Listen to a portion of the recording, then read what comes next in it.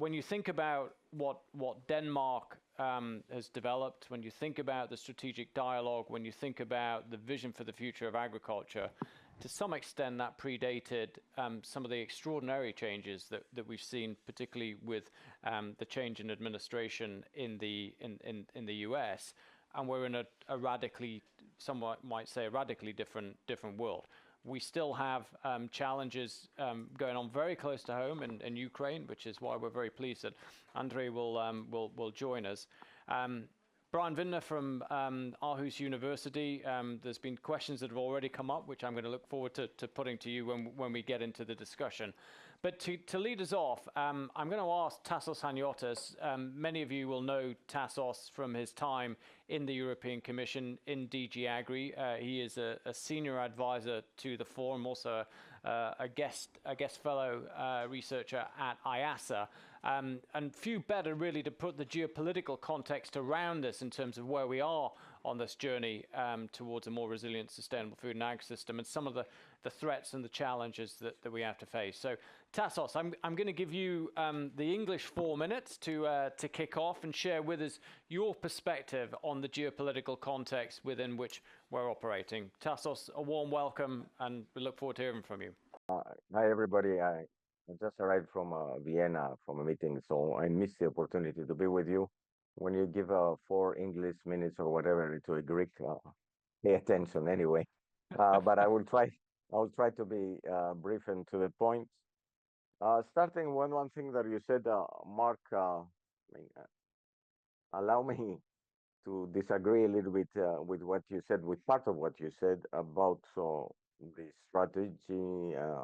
strategic dialogue, the vision, and having been developed in a previous world. They haven't been developed in a previous world. Others have. And that's part of the surprise that I had, especially with the vision, because when it came out, apart from Trump and trade, all the other elements were already there. Now, try to briefly describe the geopolitical situation right now. I will try to do it with 3 words that appear as threats.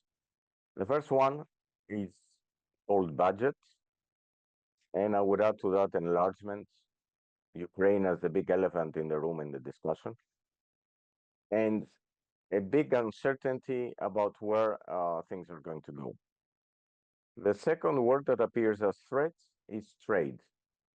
Trade is not new as a threat. There has been another group of the European society that doesn't want to understand that overall trade has created tremendous benefits, and also a mechanism where in Europe, at least, we compensate the losers of this process. But right now, especially with Trump, everything that we took as granted in the past is up in the air. And third, and I was listening to the previous panel only, but some already mentioned climate change and priorities. Now, for me, the real question is within this framework, how we turn these threats into opportunities. Can we turn all of them into opportunities, and which is the way? And I believe that there is one context that is systematically underestimated recently, and makes more difficult the development of solutions, and it has to do with price developments. Prices were referred to in the previous panel, but not in the manner that I think is pertinent for the big picture. And what I mean by that, if one looks into what you don't want to do anymore, and those of you that moderate that type of events, I mean, if you want to look at numbers, one would have seen in graphs, by the way, not only speaking orally, one would have seen that a very long downward trend, real agricultural prices in agriculture, has been reversed this century.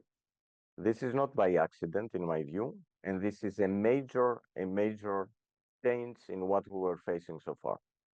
This is not just a result of an upward trend in energy, and especially in natural gas. This is not just a result of much higher volatility in fertilizer and in the squeeze in this input cost that farmers have. It's also something that has had a very significant impact on food inflation, but had put into question mark long-term gains in terms of making food cheaper at the farm household and therefore allowing other type of expenditures to take place. So what do we get out of it? We have a pressure on productivity because of prices. We have a pressure on competitiveness because of trade developments, and we have a pressure on sustainability because of climate change. What needs to be happen, in my view, is we need at all costs preserve trade openness in the European Union. We cannot play this game where out of the blue, the notion that trade is linked to competitiveness is gone, and it's a game of the most powerful imposing their own solution on others. So trade openness, especially because if we don't do that, very soon we're going to face a lot of trade tensions inside the European Union. Because after all, the European Union is a free trade agreement before it became everything else. Openness to science and openness in the mindset by which we allow science to help us identify the solutions that are already available to a very large extent.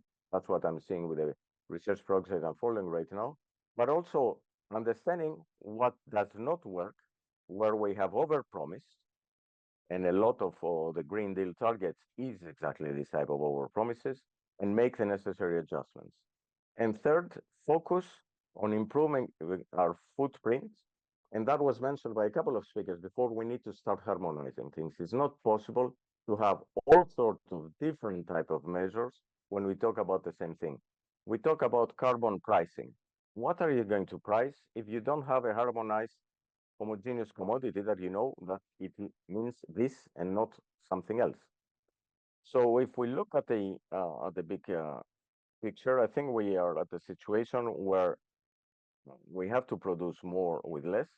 One of the biggest mistakes we have done in the debate about the farm to fork is to considering that we're the center of the universe and ignoring completely the food security challenges that the rest of the world, especially Africa and Southeast Asia, are facing.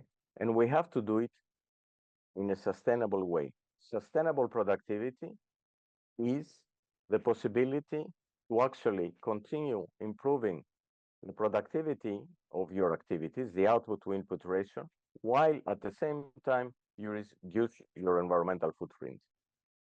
And since already it has been mentioned, the vision for me, the biggest frustration has been that in a vision that talks about 20 times on competitiveness, the word sustainable productivity is totally absent.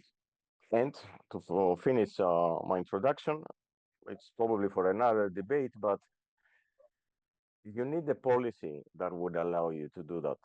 And you need a policy that doesn't change things overnight. So what the CAP needs, I mean, we need to go through so ridiculous pseudo dilemma, evolution or revolution. The CAP needs an evolution in its structure. It always had to do that, and it has to do it. But it, more than anything, it needs a revolution in its mentality, a real focus on results and performance, and not on prescription. That's, or I hope it wasn't too much over 4 minutes. Thank you. As always, Tassos, clear and to the point, at least for me. Let me come back to you on just one question as kind of follow up. I mean, do you feel, you know, given the geopolitical challenges, and I accept some of them were known as strategic dialogue and vision were taking place, how much of a risk do you think it is that we get distracted either at the EU level or at the national member state level by these competing geopolitical priorities that we've got and the interventions, which are quite radical from some governments around the world, that detract us from joining things up in the way that you've described with your 3 points? Well, I already said it's a very significant risk in all the what we know about the discussion in the budget, because at least in a broad communication, the Commission has made it clear that it wants to go into a single fund. I don't know what's going to be in the single fund, but assume that you have agriculture, regional policies, and social policies all together. and you pass to member states the responsibility to prioritize whatever they want. Good luck with the single market. And then if you start touching the single market, good luck with addressing issues related to trade.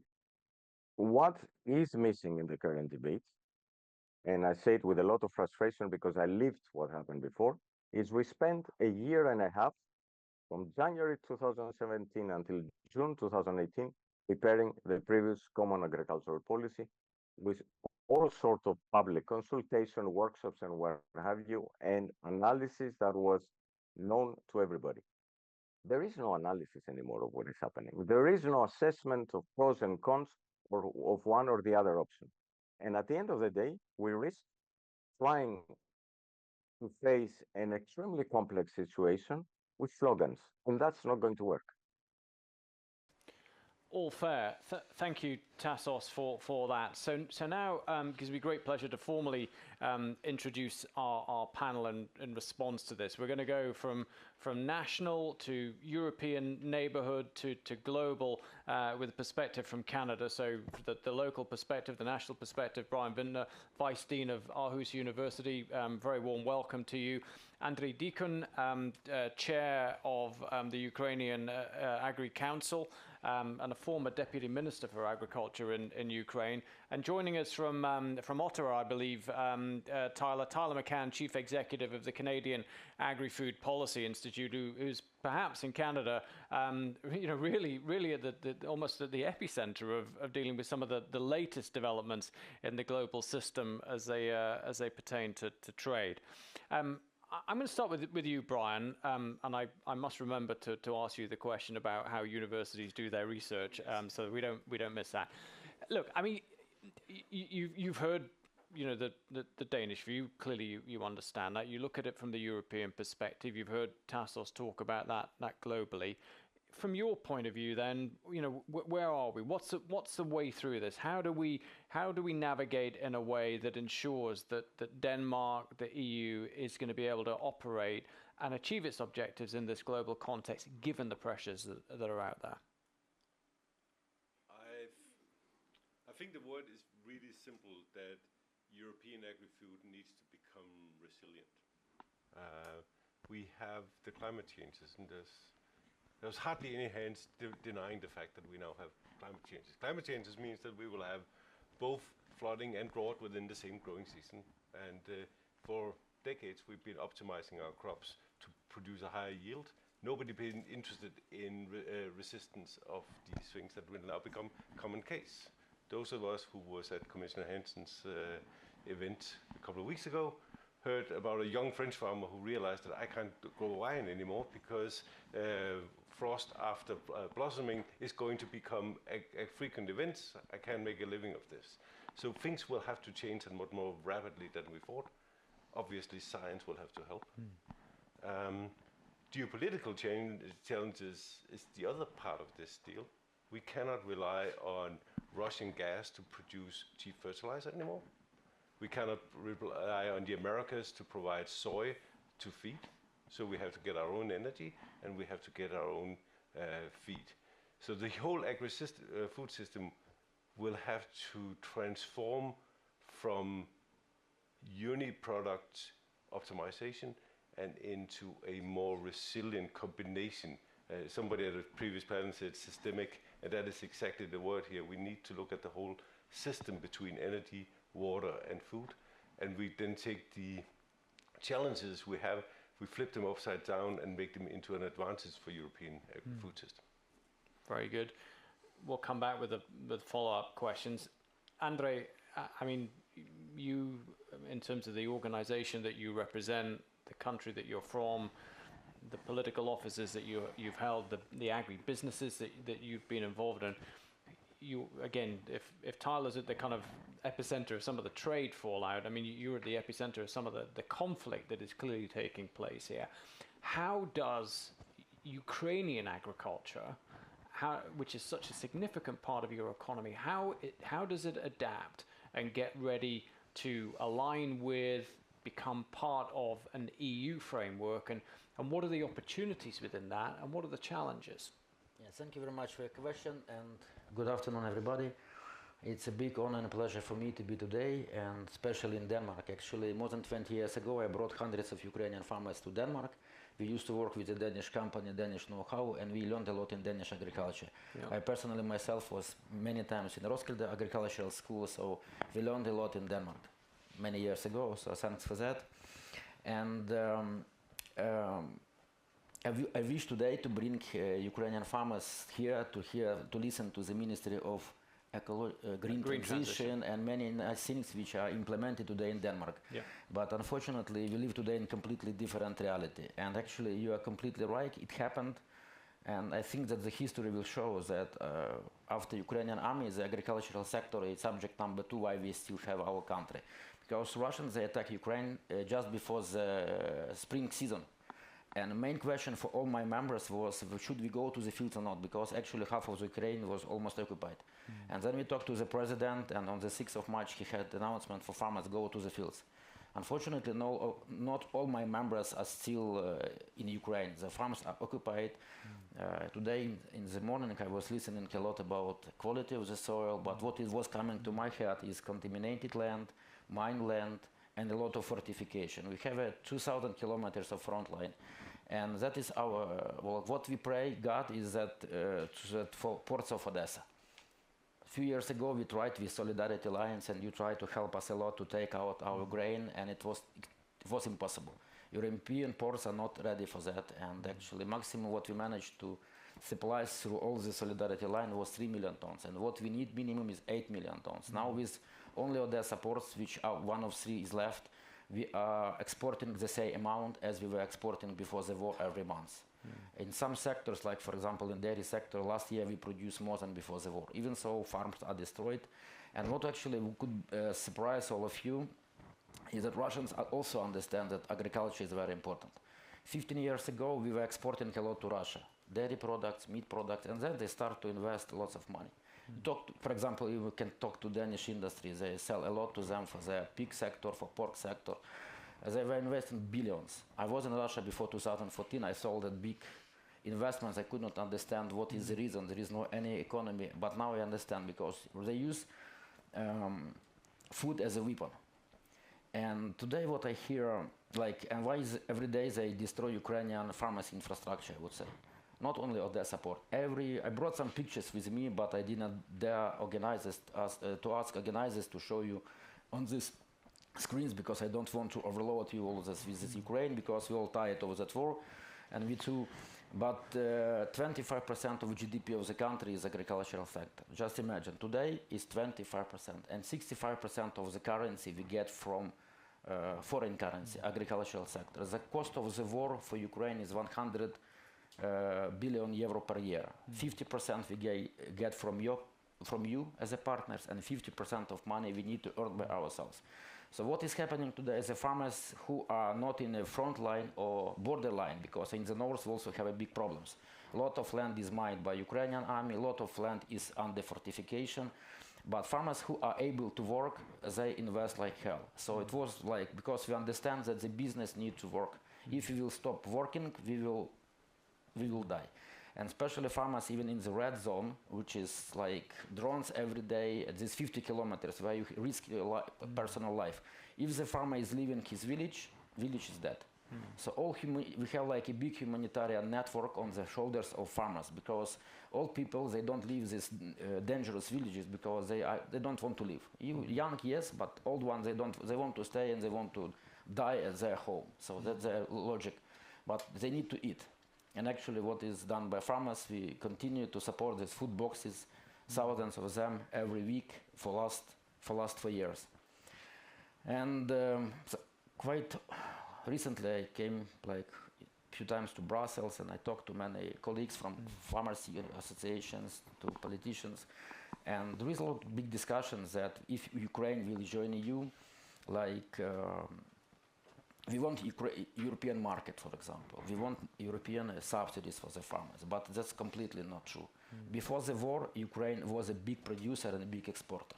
We were producing commodity, and our main port is Black Sea with big vessels, and that's where we need to sell. And one day together, Ukraine and EU, we will be, if we are together, we are #1 in the world food producer. And as Ukrainian farmers, we don't look at the European farmers as our competitors. Our competitors are Russians. They compete with us in Africa, in Asia, with China.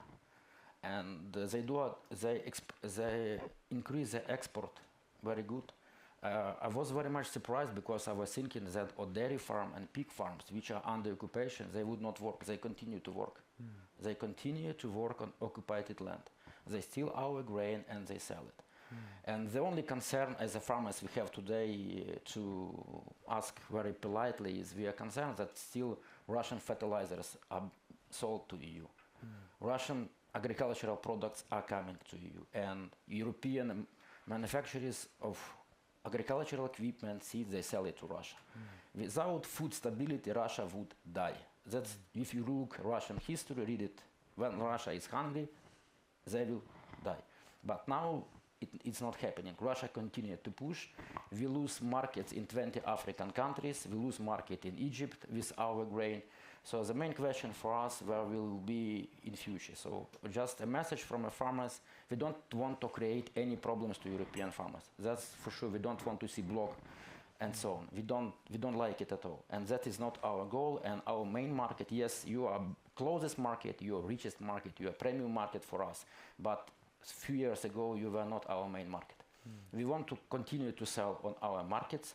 And of course, if we don't know about the regulation you will have in future, but for example, just imagine your regulation under Ukrainian conditions today, we will lose, our production will be lower, and how we will compete in Africa with Russians, for example. So we need sit together, your like university, people like TASIS, associations, and think together before Ukraine will join, how we will win from that, European farmers and Ukrainian farmers, because that is, we have a like unique possibility today because world is growing. I know, like, we try now to work again with African country. I've been to Nigeria, and the population of Nigeria today is 250 million. In 2050, they predict 500 million people, 500 million. It's a population of EU today. And these countries are coming under control of Russia by the food. They give private armies to them, and they give food for the dictators. One day they can stop it. Yeah. You imagine what happens with immigrants and so on and so on. And that's what we see our future in EU is to, because without EU we will not survive as a country. Russia will destroy it. So together we have more chances to survive in this global world, but not, we need to get away from that Russian, I think it's Russian propaganda which worked in Poland and here, because my farmers today, believe me, no one is thinking about subsidies from EU, no one is thinking even about EU. I come here, I understand that we are already a part of EU, not like the fact, like you all talk about that it looks like Ukraine are in EU. When I come to Ukraine, we don't even, it's not even a dream today for us. The only thing is to survive. That's our main goal today. Thank you. Andrei, you and I have had the opportunity to spend a bit of time together over the last couple of years or so. There's a couple of things that resonate with me every time we speak. The production output of Ukraine now compared to before the war is extraordinary, and just you can only say chapeau to your farmers. Your story about the farmers operating in the red zone, the importance of them to the village, I think puts another perspective on what being a resilient and a sustainable farmer actually is. And the third point you make, which I know that Tassos picks up on as well, is the food security that you can help to provide for Africa, for parts of the Middle East, does have an impact on Europe in terms of a secure neighborhood and migration flows and so forth. The question I've got for you is, how much of that is cutting through with the political leaders that you meet across Europe, the willingness for pragmatism, and then secondly, what do you need in Ukraine now and over the next 5 years that's going to enable you to maintain a productive and efficient agriculture system? One thing which I was really surprised when I started to come to Brussels to talk to people, that they have an impression that Ukraine is about big companies. Yes, we are bigger, and we do have big agricultural holdings, like 100,000 hectares of land. And the impression, I talk to people that it looks like all Ukraine. We have big oligarchs, they have a lot of land, and they live somewhere in Switzerland and so on. But these big companies we do have, and they cultivate only 15% of our land. 60% of the land is cultivated by mid-sized companies. Mid-sized companies under Ukrainian conditions are farmers from 1,000 to 2,000 hectares of land. You will say it's a lot. But if you look back on our history, like we have no such chance like in Poland or Baltic countries where they, after 1991, they can give this land back to their owners. And they had a lot of farmers like in Poland, for example. In 1991, everyone can have a chance to become a farmer in Ukraine. The government was giving 50 hectares for free to everyone. And since that time, we have only 30,000 farmers. Why? Because 3 generations of the Soviet Union. And they were destroying our farmers because 100 years ago, more than 100, Ukraine was known as backbasket of Europe, something like that. We had cooperatives, we were like Arla Foods, for example, we were exporting to EU, but then Russian came and they started collectivizations and they killed all our farmers. And that's why, that's our history. That's not because we want to be big, that's because it happened. But as for the big companies, we do have them. And honestly, we also have some tensions with them inside of Ukraine. So what I want to say is that Ukraine is not about big companies. And the last thing which is extremely important for me, because this 60% of the cultivated land is cultivated by medium-sized farmers. 4 years of the war. Big companies, they have access for money through EBRD, IFC, European Investment Bank, no problem. They get money.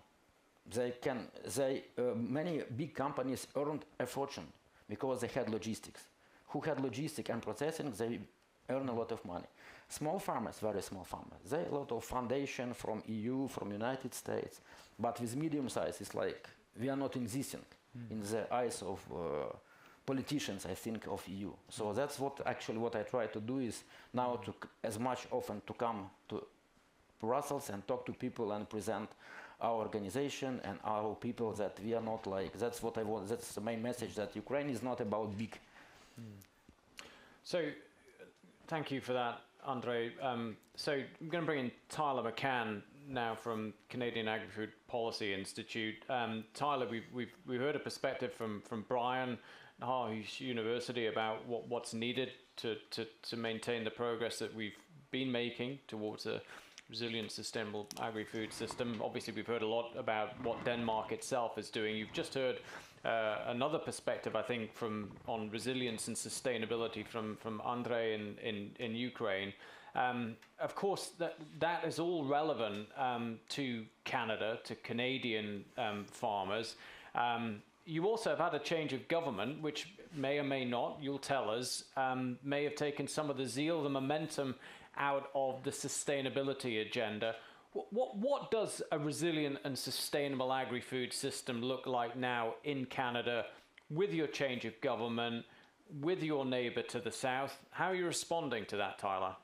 Thank you, Mark, for the invitation to be with you. I think that's a really interesting question that we don't fully know the answer to yet today. One of the things that's become really clear, was very clear in our election campaign this year, is very clear in the mandate of the new government. For those that aren't aware, it's a government of the same party of the previous one, but with a new prime minister that was elected on a platform of change. And part of that change is a recognition that geopolitics has changed everything in the Canadian context. We clearly are on the front line of a tariff war with the United States. We feel the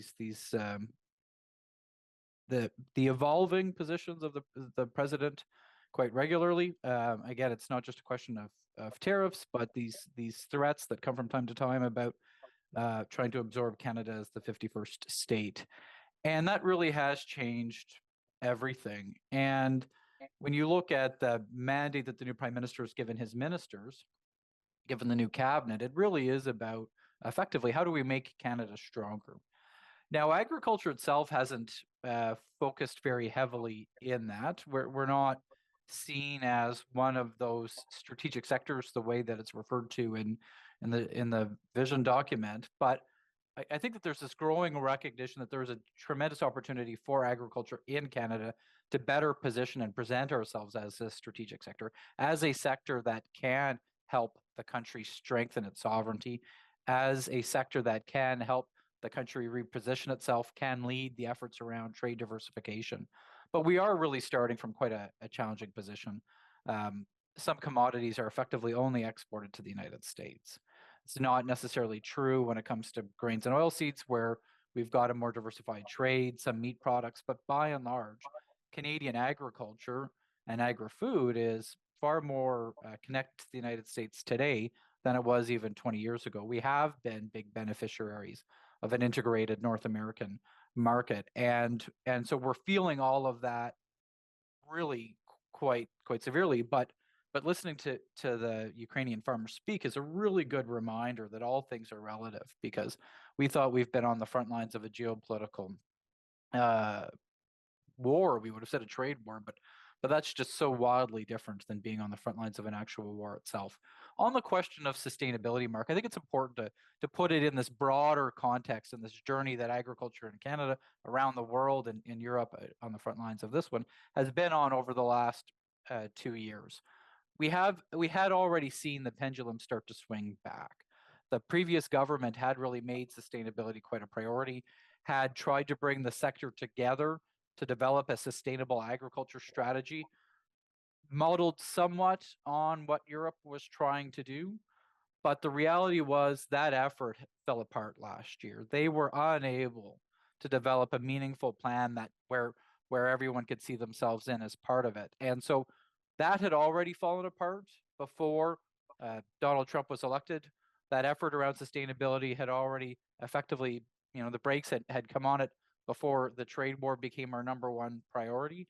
And now we're looking at, where does this all go next? And I will just say, I think that there is a sense that sustainability can be one of those things that makes us stronger. I think we recognize, we've got the evidence to say Canada does well producing sustainable food. Canada is one of these few members in this club of net food exporters that does have a pretty good track record on exporting sustainable food.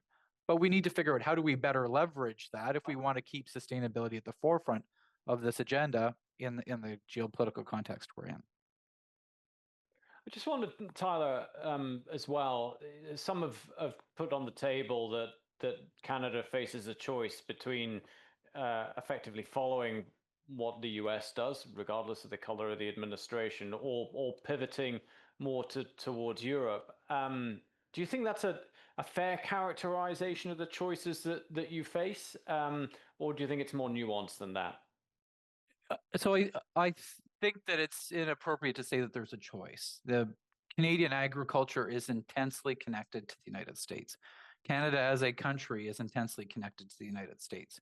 We can say that we have this great option of diversifying and increasing our relationships with with Europe or with Asia or with others. Those we do have that option, but it will never come close to rivaling or challenging the relationship that we have with the United States. And that is one of the challenging dynamics that we're in. We will do a lot of work. We will put a lot of effort into diversifying our trade and security relationships. But that is going to have a marginal impact in the grand scheme of things today.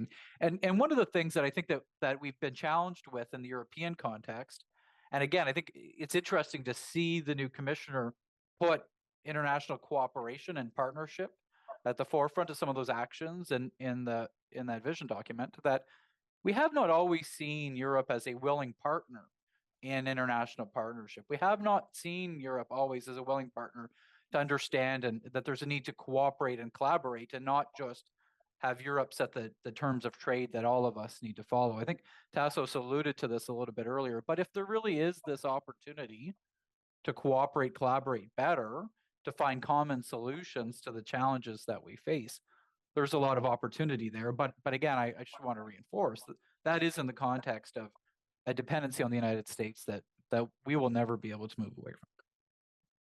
I'm going to bring Tassos back in to perhaps bring this session to a close in a second. Just before I do, question I've been putting to others during the course of the afternoon. you know, you said it's too early to tell. You don't know yet in terms of how all this is going to play out. But if I was to ask you how hopeful or pessimistic you are that Canadian agriculture is going to find a way through this, where would you put yourself on a scale of 1 to 10? Probably 8. Again, I'd say that I'm optimistic, Mark, in that we have some fundamental realities that are inconternable. That the world needs more food. We've got a growing population. We've got rising incomes around the world. We've got a decreasing number of net food exporters. We've got an increasing number of net food importers. There is just this fundamental position where, for the foreseeable future, at least my lifetime likely, Canada will be well positioned to export food around the world. And it's always interesting. So we've got Canadian canola farmers that are caught between US and Chinese tariffs right now. And so we often see it as a liability. But on the flip side, Canadian potash and some Canadian ag commodities are part of the reasons why we've been able to avoid tariffs in the United States. And so, as much as agriculture can be a liability at times in this context, it's also a great asset and a great strength to encouraging international cooperation, collaboration, and hopefully avoiding the worst of the geopolitical crisis that's coming. I think the point you made there about fundamental realities is an important one. We've even seen it sober in terms of some of the actions of the new administration as they kind of bumped up against the market. There are fundamental realities in agriculture that you can't escape from, and I think you're right to point them out. Tyler, thanks so much indeed for joining us. I know you've listened patiently to the afternoon.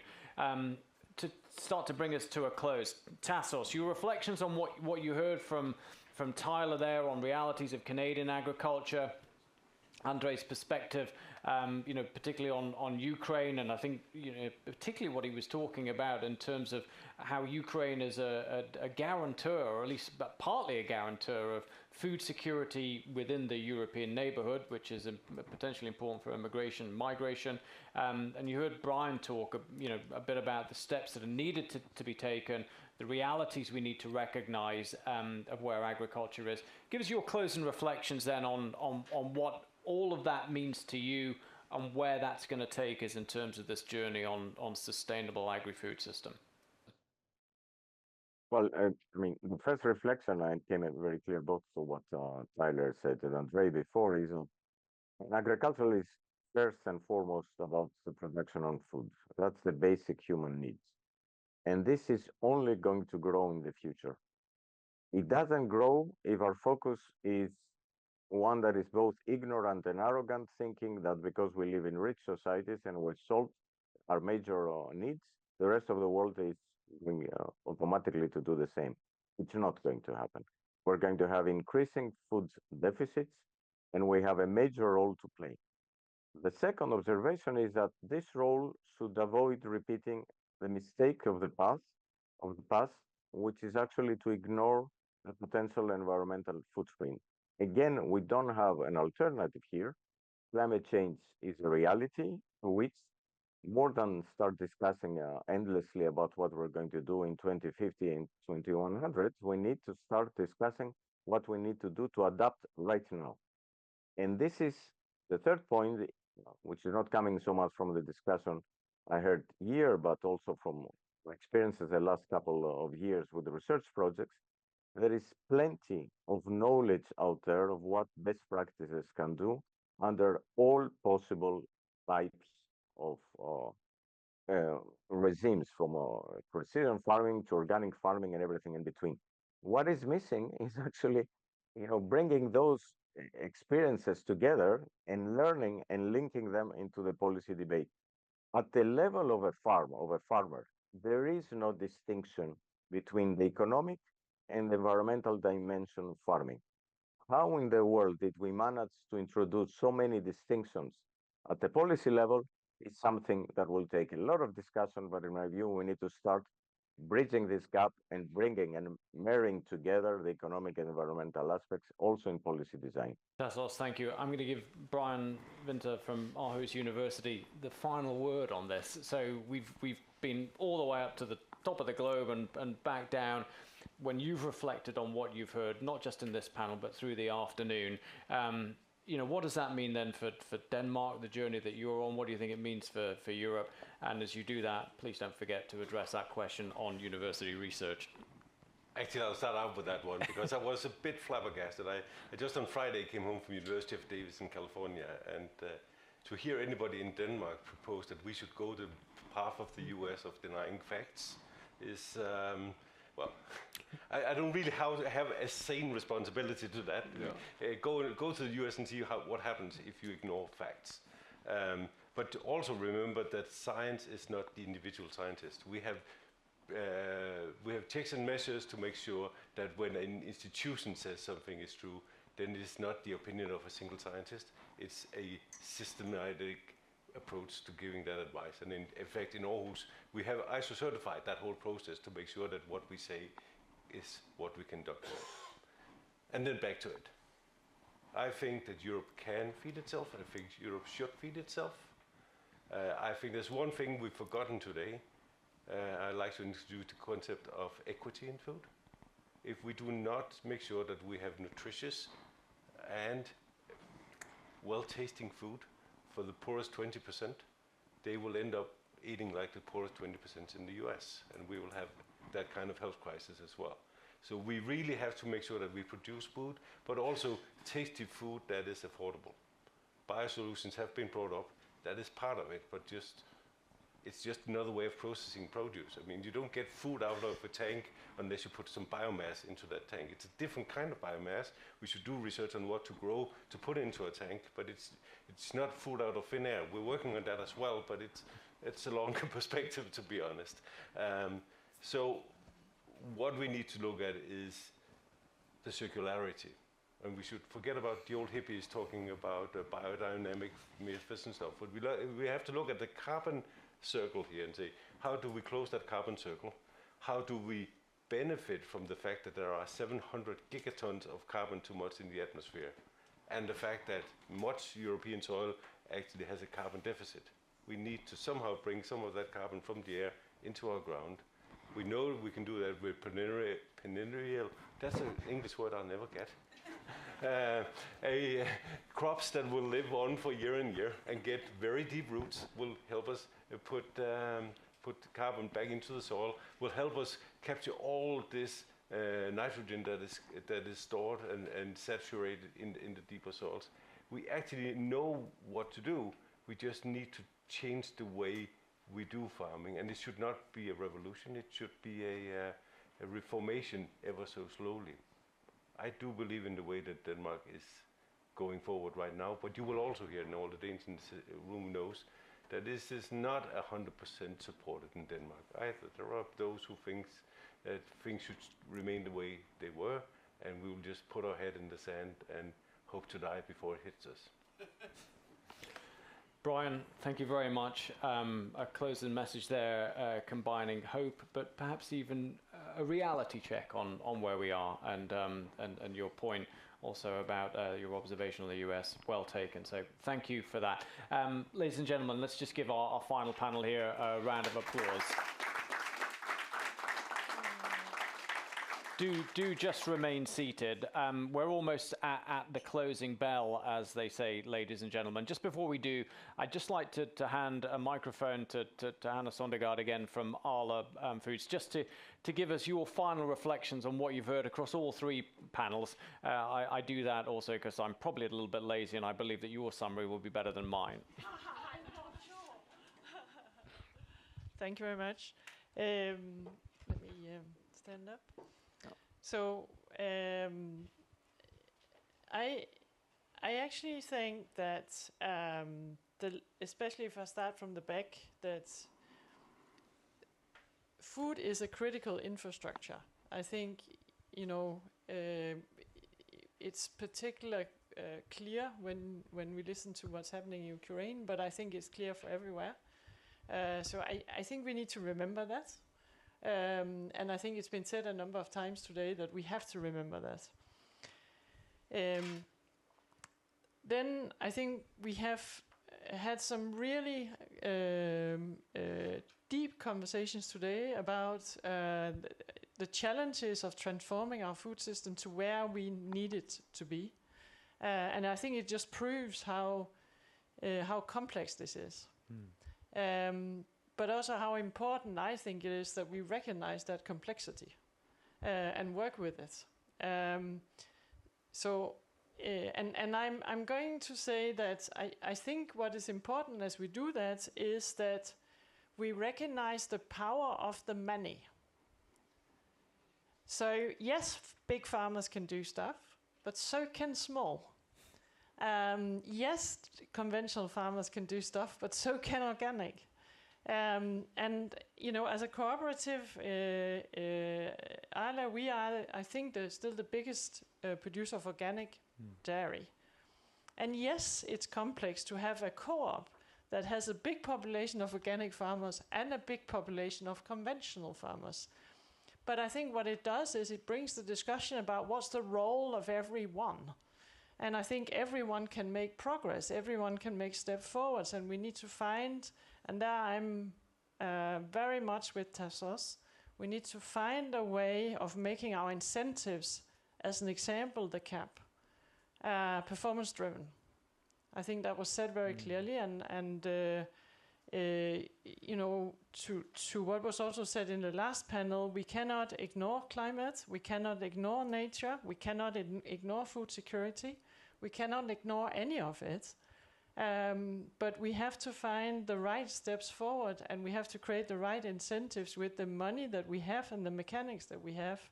And CAP is an important one of them, and I do think that it needs to be very performance driven for us to get the change that we need. We talked also about innovation today and how important innovation is. And it's been said a number of times from some of the companies also that there is a lot of innovation that's ready. And there is. And Tassos, I think you said it too if you're still online. But how do we create the right incentives again for it to be activated? Business can make some. I don't think we can expect farmers to take it on unless there is an incentive for it. Business can make some, but cannot make it all. So we also need governments to play its role there, as the Danish government is doing right now. So I would say, and it's also been said a number of times, you know, I am optimistic. A number of people have said they are optimistic. Yes, there is climate change. And I think we need to believe that if we work together in the power of many, we can get to the right place, but we need to all kind of stick together, I think, and not say, you shouldn't be here, but you should be here. Farmers shouldn't be here because we need to have nature, or you know, small shouldn't be here because we need to have big. I think it's very important that we make this journey inclusive and stop that debate, but have the debate about how we get the right solutions. Hear, hear. Thank you very much indeed, Hannah. Thank you.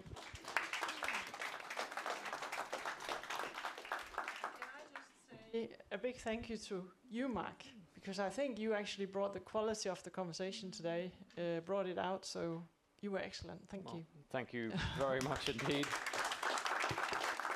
I was going to say that my confidence in your summarizing definitely wasn't misplaced. Thank you so much indeed for doing that. I appreciate the flowers for the moderation. Hopefully it worked. I didn't see any of you running for the exit, either because you didn't believe it was really there. There really is a door behind there, or actually the moderation was broadly okay. But I want to close just by a couple of thanks. Thanks to you, Hannah, George, Emily, for your support at Arla. Thank you again to the European Landowners Organization, Jürgen, for making space this morning for Jeppe to contribute, to Cargill and Syngenta, two of our strategic and founding and strategic partners, to the team, Emma, that Emma leads, and Johan and Valeroy and Kia at the back, to Ian and the Technics for all that you've done. Thank you very much. And most importantly, to all of you for contributing, for sitting through. I hope it gives you a lot of food for thought. I hope you go from here enriched, and the conversations will continue during the course of the evening and indeed over the coming days. And to respond to Hannah's prompt, that the power of the many is what will see us through. So with that, thank you very much indeed. That's all, folks.